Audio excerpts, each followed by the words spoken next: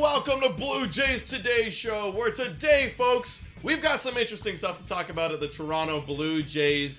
Chris Bassitt, he came out and he basically said that Aaron Judge, he lied the other week. Remember that whole situation with the looking down to the first base coach? Was there cheating? Was there tipping? Well, he came out and said some pretty big things that confirmed what a lot of people thought, and as well, other news too around Blue Jays and the MLB. I'm your host, Adam Peddle. And I'm your host, Nicholas Playlog. And yeah, guys, we got to look at this past week. We got to look at the week ahead. We got to look at those Chris Bassitt on Aaron Judge comments, man, because I feel like we all knew it, and now it confirmed it. Let's switch over immediately, bro. Oh, look at this. The perfect screenshot. Yeah. Where was it? It moved over when I switched it, but here we go. Okay, well, basically he's saying boom! That, yeah. Was it a lie? Yeah, it was a lie. Now, we're not going to go and play this whole video for you guys, but it is on Twitter. You guys can check it out for yourselves. Effectively, what Chris Bassitt came out and said, he was on a podcast, he was on a show, and basically said they were tipping pitches. We were tipping pitches, and they knew that the Yankees knew about it. So everybody on the field knew that this was happening, and then he goes on to say that is it a gray area, for the first and third base coach to do this? You can argue that all day long. Right. He didn't really make a comment on that, but you could argue it's a gray area or not. Personally, I think it's fine. Let's talk about it. Go ahead. Is it a gray area? I think, again, like you said, I think it's fine. Yeah. It's part of the game. There's no extra technology. Look, you're tipping your pitches. That's a problem. I mean, coaches are involved in the not sign stealing. That's a bad terminology. In pitch tipping, like they're gonna help pick this up. They could talk about it on the bench. They could be like, hey, I'm gonna give you a signal over here. Yeah. Now I do think they need to be in the actual coacher's box. Sure. In order to get those, to relay those signs. Yeah. But yes, the gray area isn't as gray as he's proposing. I kind of disagree with him in that regard, because at the end of the day, what's the difference between him saying, hey, he's tipping pitches, and then also saying, hey, Vladdy, you're missing these pitches up here, and that's where they're attacking you. Yeah. It's right. pretty much the exact same thing, just telling them that you need to make an adjustment. So anyways, that's what they were doing. So they were, in fact, tipping pitches. And that's why when Aaron Judge came out in the post-game press conference and said, the Yankees were playing a joke and, they were laughing in the dugout and whatever, that's complete BS. That was a lie. And Chris Bassitt actually goes on and says, listen, man, I'm not upset at Aaron Judge here. That's what he said. What do you expect him to say? Yeah, exactly. Exactly. Oh, yeah. You know what? I was looking over at the first base coach because he was relaying the signs to me because we had a tip on their pitchers. Literally. So that's what I was looking down there. Of course, he's not going to say that because then the Blue Jays are going to recognize what's the problem and then they're going to try and fix it. Now, John Schneider did say in the post-game interview, it's probably something on our end. When he was asked about why was Aaron Judge looking down there, he's like, well, it's probably something we got to handle on our end, and I hope that they figure that out because it feels like tipping pitches has been a big conversation around the Blue Jays for quite some time. I've been saying that, man. This is something that we've seen consistently. There were conversations for a while, almost half a year last year about Jose Barrios doing that there. We've seen it before with our bullpen guys, right? I don't know what it is about our pitchers or our pitching coaches that have us just not being able to keep that internally. That needs to be confidential information. Yeah. I do not want you broadcasting to everybody what is coming. Yeah, and as a pitching coach, you got to pick up on the different body language. It's tip pitches. Literally, it could come down to a simple thing. You could see, he takes a deep breath before he throws his fastball. Yeah. He takes 2 looks down at his feet before he throws a curveball. Literally, there's subtle things that pitchers don't realize they're doing that the pitching coaches need to be watching for every single time. You're there the whole time, you might as well be trying to solve this problem. You know what I mean? You know what I don't understand, though, is that if Chris Bassitt came out and said, hey, we knew about this, if, apparently our coaches knew about this too, why did we not do anything about it mid-game? Why was there no adjustment made after the first inning, where it's he comes out after the first inning, it's hey, bro, we're watching them do this right now. We're watching them look into the dugout. Or why, Chris Bassitt, for instance, if you're seeing him look into the dugout, why do you still throw that same pitch? You know that he knows that it's coming. It's the mid-game adjustment. I mean, I'll kind of defend the Blue Jays here where it's you have to also figure out, well, what is it that we're doing, right? Because you could know it's happening, but you have to figure out what is it that I'm doing. Right. Is it my look down? Is it my breath? Like, you need everyone as a team to be like, okay, like, what is it? Let's watch along and try to figure this out. Yeah. That's the kind of mid-game adjustment. That's the game within the game that, like, you don't really see, right? So you gotta figure that out, and hopefully they have. It's gonna take it takes time sometimes. I'll tell you this though, man. Like, I am a little bit disappointed.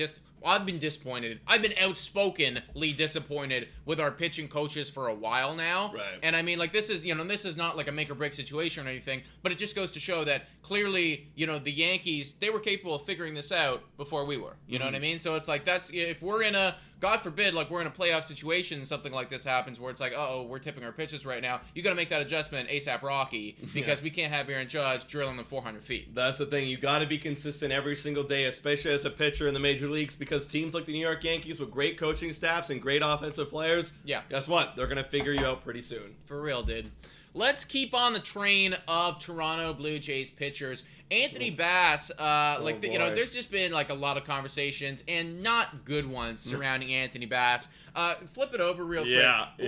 BlogTO recently released an article, and I mean, they're just literally commenting on the news right now, saying that calls are growing for Toronto Blue Jays to ditch Anthony Bass for promoting LGBTQ hate and on his social media. And if you guys aren't familiar with what happened here, effectively Anthony Bass reposted something that another account, another creator made, that was basically telling everybody and promoting people to not buy Bud Light, not shop at Target, and various other locations, because those brands have come out and shown love for the LGBTQ community. And obviously, the Toronto Blue Jays, they are very friendly when it comes to the LGBTQ community, as I must say that we on Blue Jays Today also are, and we support.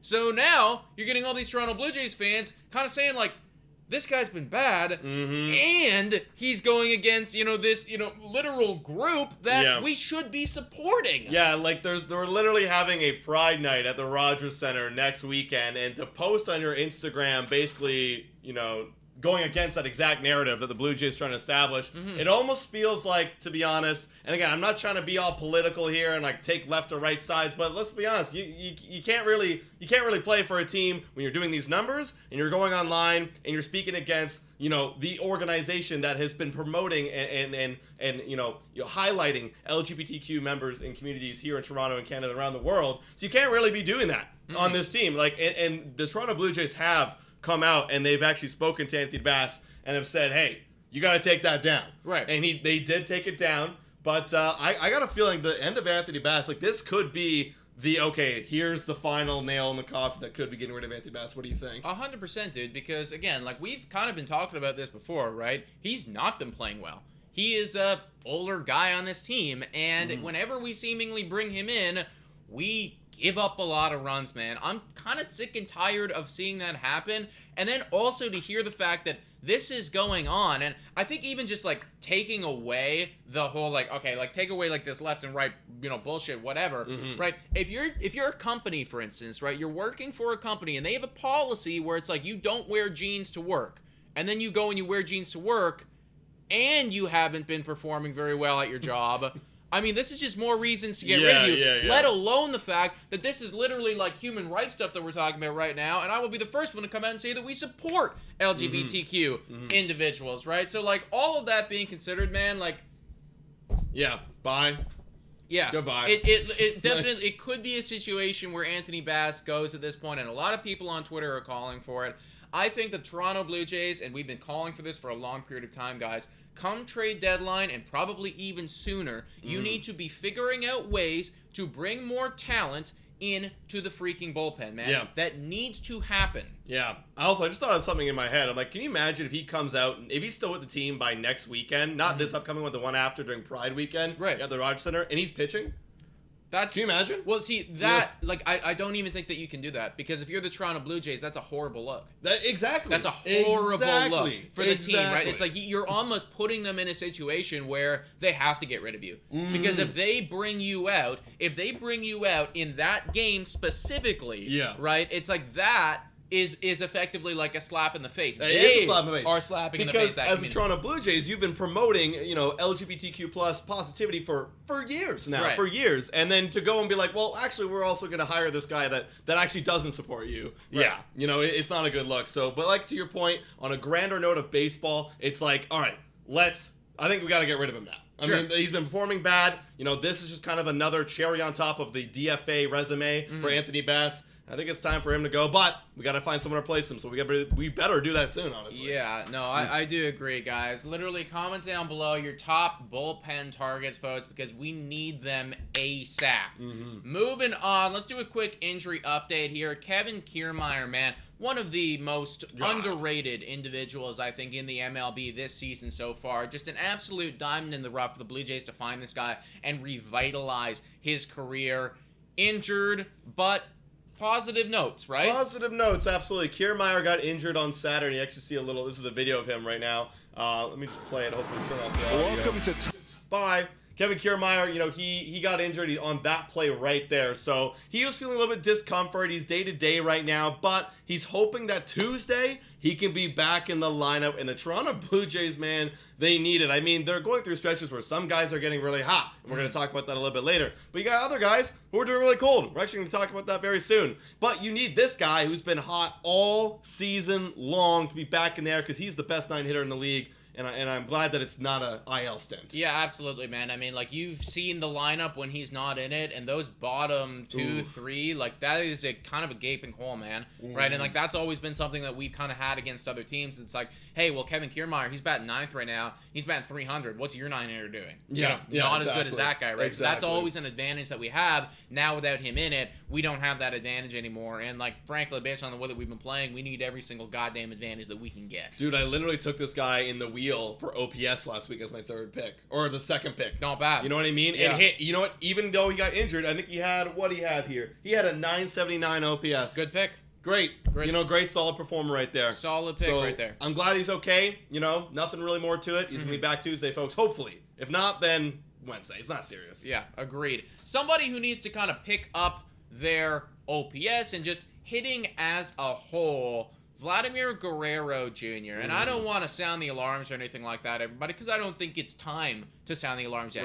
Right. He's still having a good year. Effectively, when you look at all of the statistics and everything like that. And yeah, this is perfect, right? When you look at the sabermetrics, all of them except the chase rate. Yeah. And actually, the outs above average. That's kind of I don't know what's going on here. Don't know what's going on over there. Golden Glove. Yeah. But pretty much most of the hitting statistics still look pretty good, and yet when you look at the season-long numbers, they have dropped a lot since April, and in the month of May, I don't actually know what his numbers are in the month of May, but I think just based on the eye test, we can say that they are significantly worse than they were to begin the year. Well, there you go. May for the month. He's batting 253. OPS 722. That's looking a lot like 2022 Vlad. 2019 Vlad. But again, I like what you said. There's no need to sound the alarm bells when you watch him and you watch what he's doing at the plate right now. You can tell his timing is just not right. And he even came out and he admitted it himself. The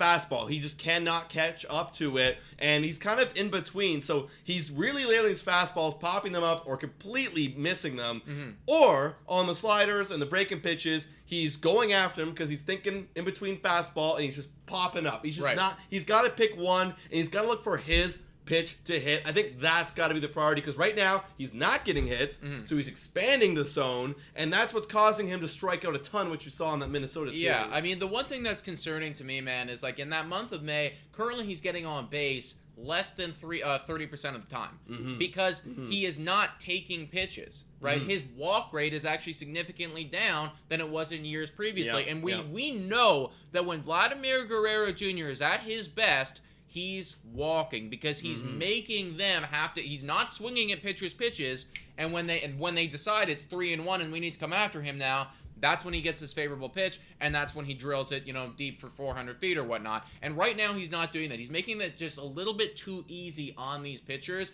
I think we can all agree that last week was pretty rough for Guerrero. Like, there was a lot of swings and misses in there. And that last game on Sunday, too, the one that we watched, that was pretty horrible. It was. I'm hoping that this off day and maybe the trip back to Toronto can do something for the kid. Yeah. But I would like to see a much better month of June for Vladimir Guerrero Jr. I agree. I mean, we have a quick little homestand, and like so far this year, I mean, you're saying I hope that he does better at home. He doesn't really do that much better at home. I know. He literally still has all his home runs on the road, which is wild. And yeah, last week 226 average, 605 OPS.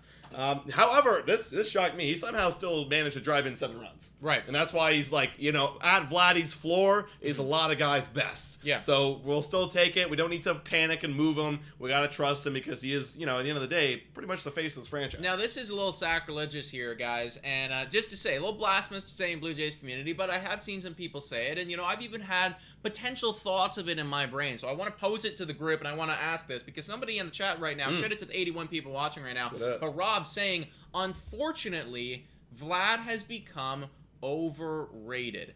And I do wonder about what you guys have to say about that, what you think about that, and I even wonder what I think about that, because there could be an argument there. There could be an argument where maybe he is overrated, right? Is he still the game-wrecking player that he was in 2020, or do you think he's properly rated? Well, I think, when you talk about people who are overrated, underrated, I think what really determines whether someone's overrated or underrated is obviously the amount of hype they get, the amount of social media attention, the amount of names like they are in the headlines and the news. Who is rating them? Who's rating them? It's the people, right? Like, why do people put Vladdy's name in titles? Because they know it's going to get clicks. It's coming from content creators right here. Right. They know it's going to get clicks. Why do you think Aaron Judge is in the title? Because he's going to get clicks, right? So we determine who's rated and overrated, but you're right. The amount that we talk about Vladimir Guerrero Jr. might be a bit too much. We talk about him like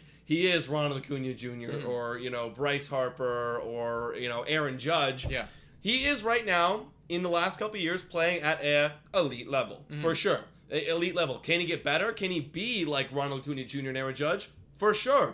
But we haven't seen it since 2021, so I think we got to just lower the rating a bit, meet him right there until it gets good, and then we'll be satisfied. Yeah, like, I think that it's tough. Yeah, it's tough to say he's overrated or underrated, man. I feel like right now, Guerrero is not hitting his potential. So, I mean, if that's what we think that means, by overrating him, if that's what we think that means, then yeah, I guess he is overrated. I think that Vladimir Guerrero Jr. still has potential to win an MVP one year, lead the league in RBIs, like that. Like, I still think that's in his capability, and there is a possibility that could happen in his future.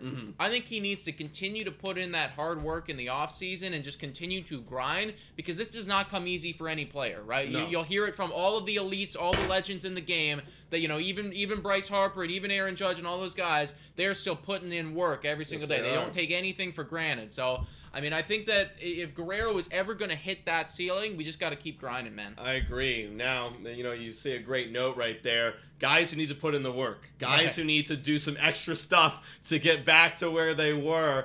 I mean, this feels like an oversaturated conversation here in the Blue Jays community, but one that's a little bit changing right now, and that's Alec Manoah. And the reason why I say a little bit changing is because for the last few weeks we've been talking about the idea of should we send him down to AAA. And I'll be the first to admit I was starting to consider sending him down to the AAA level. Now, something that is changing me, and Keegan Matheson points out here, something that's changing my mind is the fact that we can't send him down because who's gonna pitch in that rotation? Is it going to be Zach Thompson, who got blown up in spring training? Is it going to be Drew Hutchison, who's basically, no offense, he's washed up? Casey Lawrence? Zuleta, who's not ready to come to the big leagues yet? Who are we going to pitch? So for me, we can't really do it, even though all the stats say he should be going into the trip to the minors to go figure it out at his age. But we can't. We got to stick with it, man. Listen, I've said it a few times now, and I'll say it again. In a perfect world, Alec Manoah goes to the minor leagues this year, and he is in the minor leagues doing stuff until he proves that he's ready to be at the major league level again. This is not a perfect world, though. And we are in our quote-unquote World Series window right now, and I just don't think that even though Alec Manoah is doing, frankly, pretty horribly, I don't know if any of those other guys are going to do better than that. So we really need him to just figure it the hell out, man. And I hope that this year, because I think it's fair to say at this point of the season, now that we are like more than 50 games in, this is going to be a bad year for him. This is going to be a bad year for him. Because at best, he does what he does last year and throws up a 2.24 ERA, and then you meet somewhere. I mean, you would meet. Actually, that would salvage his year. I think. Probably still be It'd be around like a 4 high, ERA or something. 4 high 3 ERA. You know, that would be nice. But either way, this is still going to be a down year at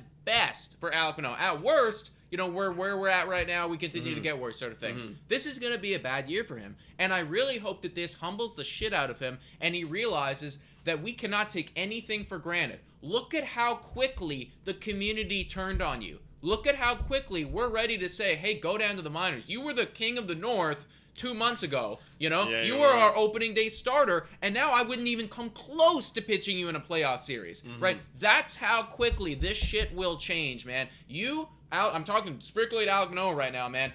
I want you to be our guy moving forward, but the only way that you are going to do that is if you put in 10 times the work this offseason to get back to where you were, because right now it's not happening for him. No, it's not. You said it there perfectly. I mean, there's no way to go around it, guys. Like, I wouldn't pitch this guy in a playoff game.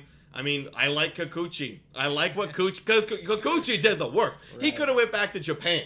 He literally could have flew back to Japan, but instead he went to Arizona to figure out his pitching. Now, here's the thing. The difference is, there was no problem. There was no problem last year for Alec Manoah. So he went and probably did. I'm just assuming. I don't know anything about Alec Manoah's regime or workout or whatever, or what he does to prepare himself for a season, but I'm assuming he probably did something fairly similar. Well, I mean, it doesn't matter. You don't need to know anything about him. I can tell you right now that he didn't do enough. Right? We don't need to know anything about him to know that he didn't do enough because it's not working. Like, if he did the exact same thing as he did last year, you think he should have done even more after his year? I'm a results guy, man. Yeah. Clearly, it wasn't enough, right? It just wasn't enough. Well, we can see that it wasn't enough. So, regardless of what he did in the offseason, that's not good enough moving forward.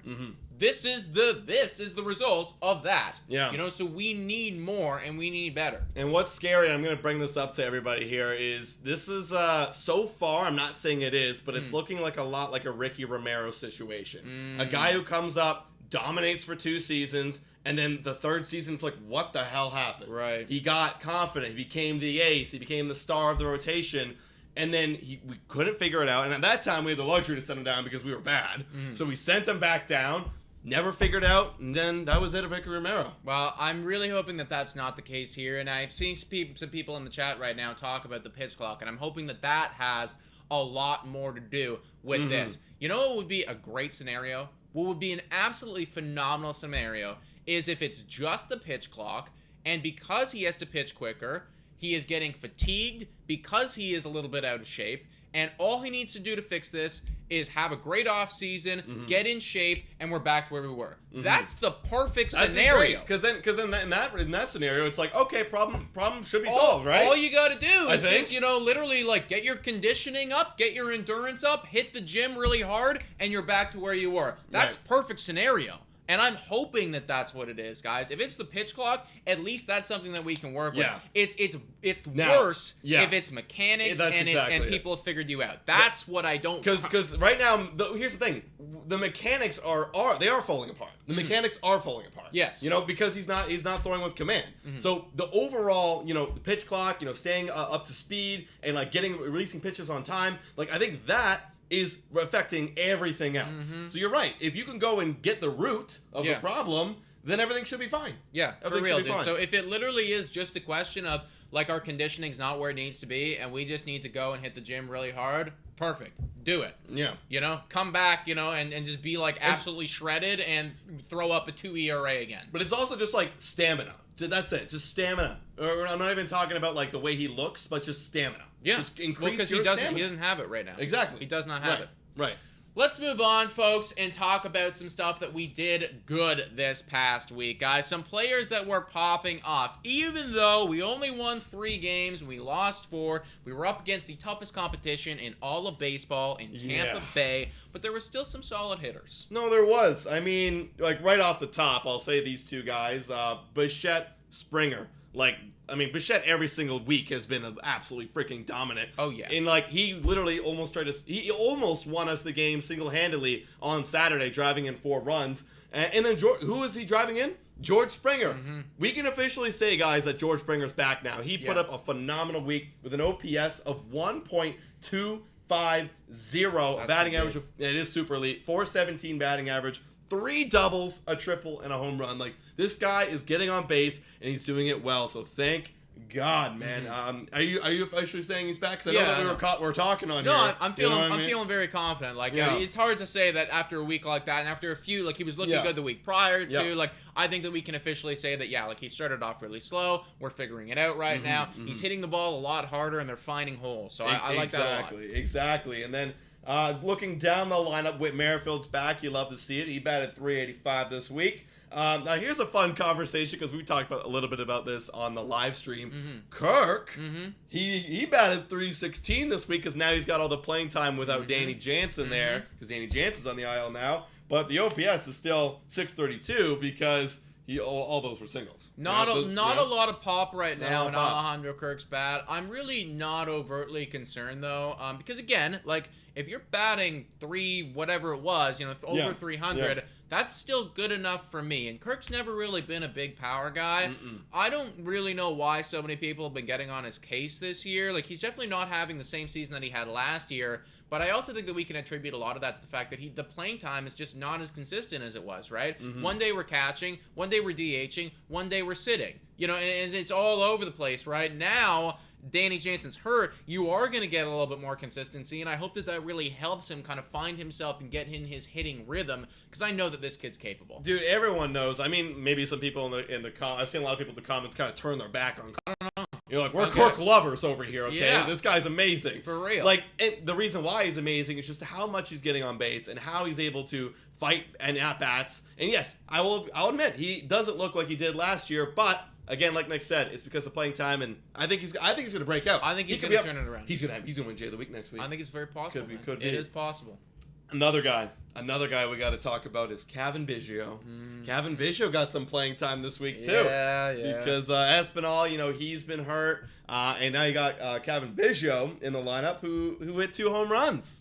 He did. I should be the first to hear to come out and say man, it's just so ironic. Every time I make a video about someone being bad and how they're gonna leave the Blue Jays, they do well. They do well. This is sports, man. Look, don't hold your breath, everybody, but it's good to see that Cavan Biggio is producing something from that bench spot, man. If he can own the bench role and be actually solid from the bench, I am so down for it, man. It's going to take more than one pretty good week. It is going to take more. To get me back on the Biggio train, but it's nice to see that he hit some balls for some power. He pops them off, and then looking on the pitching side of things, Jose Berrios. Yeah, massive shout out to Berrios this week, man. His season-long ERA is starting to look pretty good, actually. It is. Right now, he's sitting at a cool 3.86 ERA. That's a lot better. Better than it's actually not better. Just slightly worse than Chris Bassitt, who's at 3.80 right now. Yeah, but you know what? That ERA right there from Jose Berrios is around what we traded for. Yeah, that's like the floor I wanted. Literally. You know what I mean? Right? It's if this is what you can do this season, I am so much happier. And I will come around and say, hey, this is a solid pitcher again. Because last year, we can throw that out. Yeah. If you can come back strong this year. Exactly. And I do feel a lot more confident. The one thing is to note, he had 7 walks to 10 strikeouts, so a lot of it could have been a lot worse. Okay. But, he only gave up 1 run in 12 2/3 innings, so we're fine. We're fine. We're good. We're chilling. We're good. He got himself into some jams, but he worked himself out of it. All of that being said, though, there was one guy who just stood out above the rest. It is time to announce our Jay of the Week.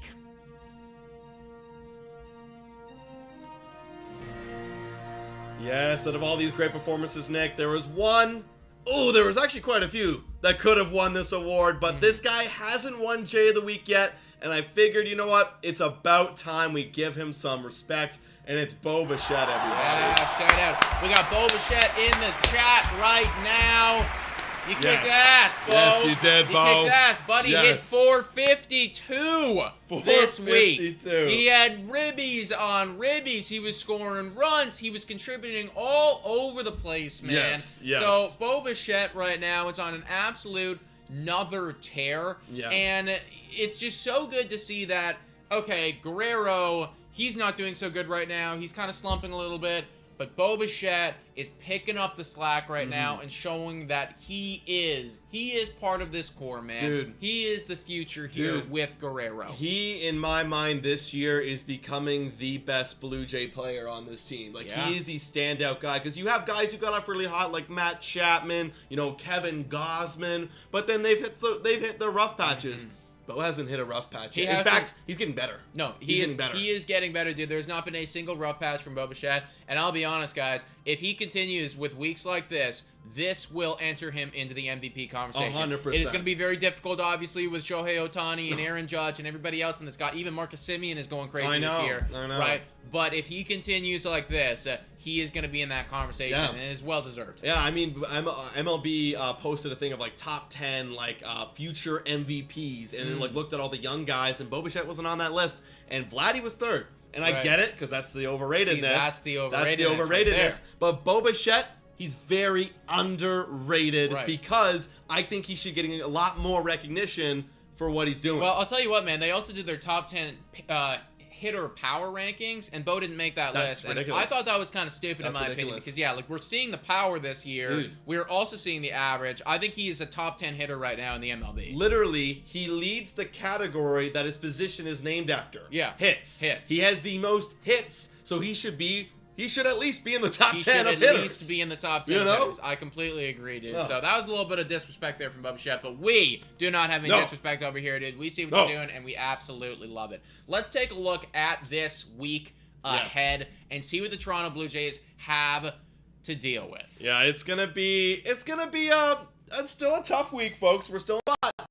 At least the teams that we're facing here, they're also struggling in their own regards, and there might be in some weaker divisions. They're not Tampa Bay Ray levels of difficulty. Exactly. These teams are very handleable. Handleable? I don't even know what I'm going to say. Manageable. Manageable. There you go. Manageable. And we can beat them. Like the Toronto Blue Jays that we know and love can beat these guys. So first off, obviously we're not playing tonight, but tomorrow on Looney Dog Night, presented by Schneider's, we're going up against the Brewers in 3-game series. I'll flip over to June in a little bit, but we got on Tuesday, Yusei Kikuchi. He's got obviously a 4.56 ERA. He's going to go up against Hauser, a 2.25 ERA. He's really good. This rotation for the Brewers is really good. It's pretty phenomenal. Yeah, it is. They know they're pitching over there. They do. They do.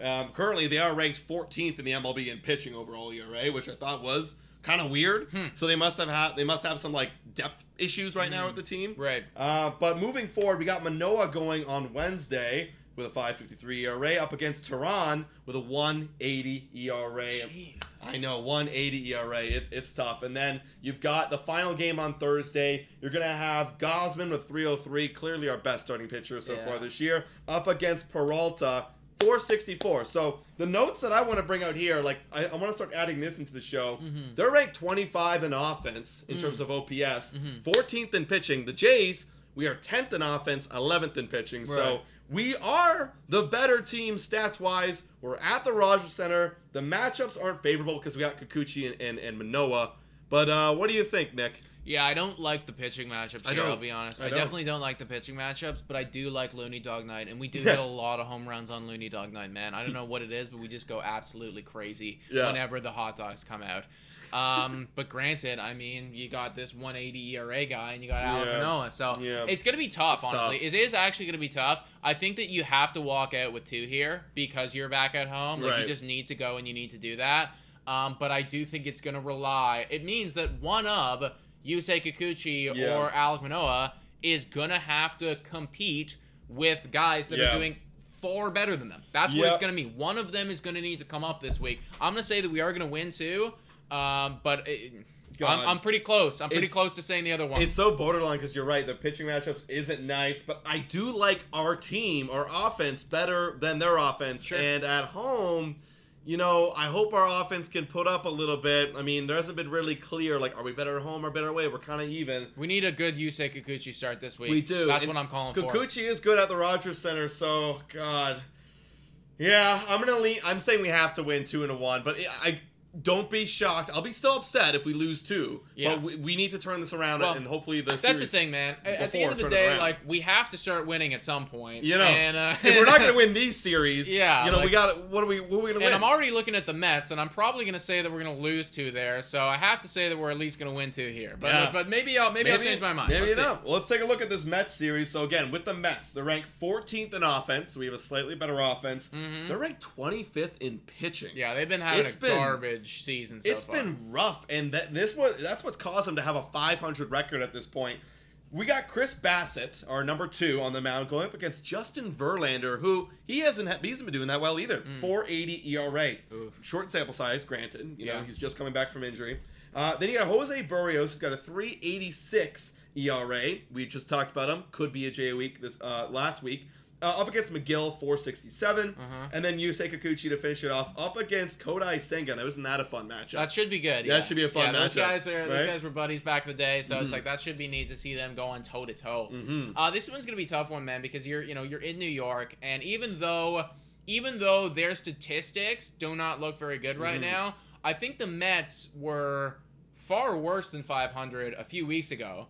So I know that they've been picking up more dubs recently than they have in the past. Now I thought I saw them lose like against the Rockies, if I'm not mistaken. I just to because I want to also like compliment your point here, but yeah, they lost a series to the Rockies. They recently lost a series to the Rockies. They lost a series to the Cubs. They recently lost a series to the Cubs. They did sweep the Guardians, but this is the most recent one right here. What did they do to the Rays up there? The Rays, they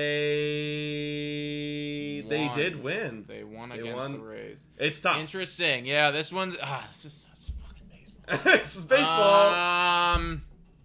We win because I want us to. Yeah. We win because I want us to. That's so 2-1. I think we can go 4-2 this week as well. I do on a safer note because I am borderline with the Milwaukee Brewers. I am borderline with the Mets. 3-3 is a very realistic possibility. I'm feeling like I'm throwing a lot of bias in here saying 4-2 to be completely honest. But it's more of just like I want this to happen and I need this to happen more than anything else. I think that probably the safest way to go, based on the way that we're playing, because it's not like we're playing great either right now. It's 3-3. So. I mean, we should be doing a lot better than these guys based on the stats. So hopefully we can figure it out, guys. Let us know in the comments down below. What do you think we're gonna do this week? It's close. It's close for real, guys. All right, everybody. We have a great sponsor segment coming up next. Thanks to. Whoa! Time for your daily Betway breather. A quick reminder that the best place to bet is on Betway. Must be 19 years of age or older to play. In collaboration with iGaming Ontario, please bet responsibly. Now, back to the content. Spinning, fortune, baseball, colorful, future determining, stat analyzing, and it's a wheel that we spin every week. It is, in fact, a wheel that we spin every week, and some of us have been spinning it better than others. I know, you've been outspinning me, bro. Last week actually kind of irked me because I thought I had some good picks. We picked for strikeouts Chapman and Belt. Belt literally had one more strikeout. That was that last game, bro. That last game, he really pulled through for you. Oh, yeah. OPS, I had the bonus player, and I picked Bichette with my first pick. And he got a 1211 OPS. And Springer got a 1250. Not good enough. That's ridiculous. Not good enough. And then, obviously, this is the one that you got to pick. Gosman is a lock for anything starting pitching-wise. And, you swept me. And you swept me. So, it is your week. I need a good week, bro. I'm tired of this crap. Oh. I'm tired of it. We have rolled one bonus player so far. Let's see if I can do it again, everybody. What is the category going to be? You guys play along with us in the chat, folks. What should we select? Oh, that's an easy one. That's an easy one. Give me Chris, or give me, no. Oh. Yeah, Chris. I almost messed up. No, give me Kevin Gosman. I'm locking that one in easily, man. See, recency bias, I'd be like Jose Barrios. But I don't know, man. Like, you still got to rock with who you know, right? Like, Chris Bassitt is a good player. Yeah. I mean, it's going to be tough. One of them's got to put out a good performance. Chris Bassitt has been struggling. I mean, Barrios is kind of kicking ass. Like, even before this week, he was starting to kick some ass. But so was Chris Bassitt. You know, it was just this week. I'll be honest, man. Like, I clearly have the better choice here. I know. So I think you just got to flip a coin and choose one. Like, I would... Is anyone playing Milwaukee? You got... No, it's both Bassitt and Barrios are going up against the... Okay, then I don't think it matters then. I think you just pick one. You know what? I'm gonna go with Jose Barrios because this is big brain. Bassett's facing his former team. They got insider information on him. Jose Barrios. He's gonna pull it through. I'm gonna go for it. Okay, yeah. Tell yourself whatever you need to tell yourself, but that's a big L right there. It's already an L. It's already an L. All right, guys. So second category now. Let's see what's it gonna be. Come on. We're missing. RBIs. Just missed the bonus player there, guys. Ribbies. What do you want to do? Do you want to hear what they did last week? Sure, yeah.